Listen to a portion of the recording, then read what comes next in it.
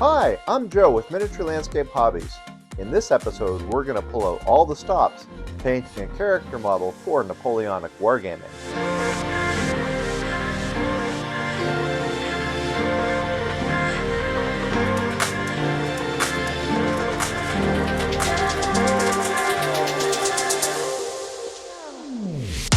Miniature Landscape Hobbies is proudly supported by these sponsors. Every 6 or 8 months, I decide to test myself and see how my skills as a miniature painter are doing. Of course, I'm painting on a daily basis, usually 3 to 4 hours each evening, but most of this isn't really trying to push my limits. Rank and file models, terrain, and commission work are all done to varying standards, and so it's rare to go all out. It usually just isn't required.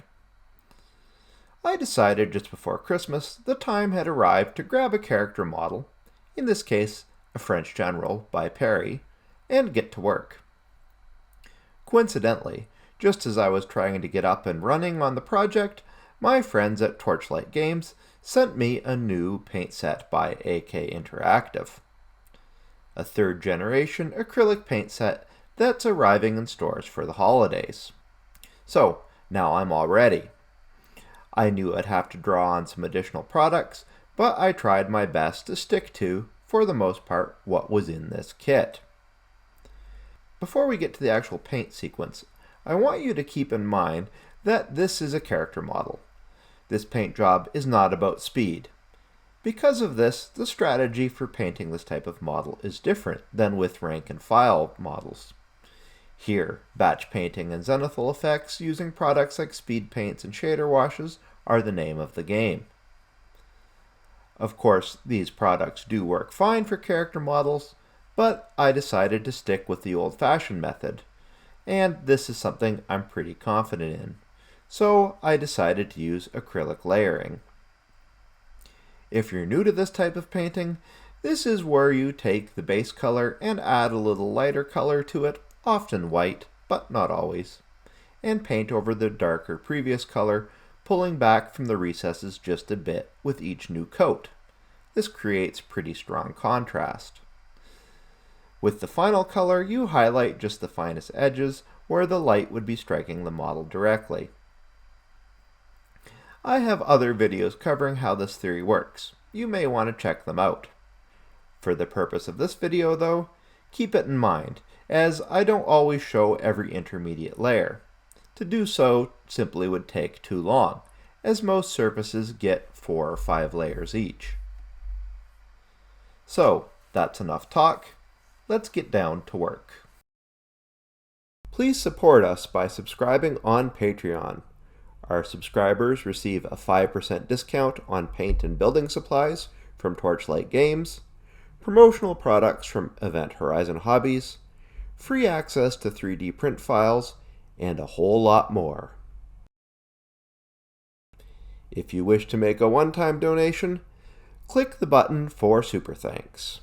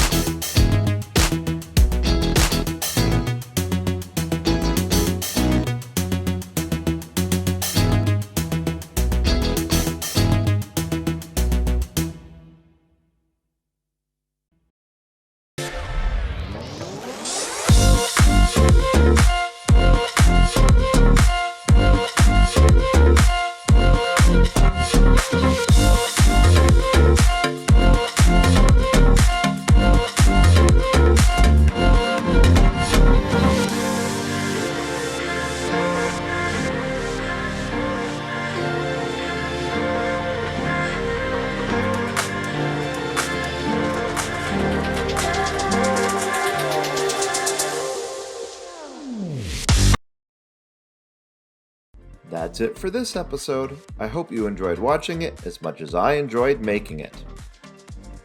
Please remember to subscribe, press the bell button so you get immediate notification on our videos, and until next time, remember to keep building life in miniature.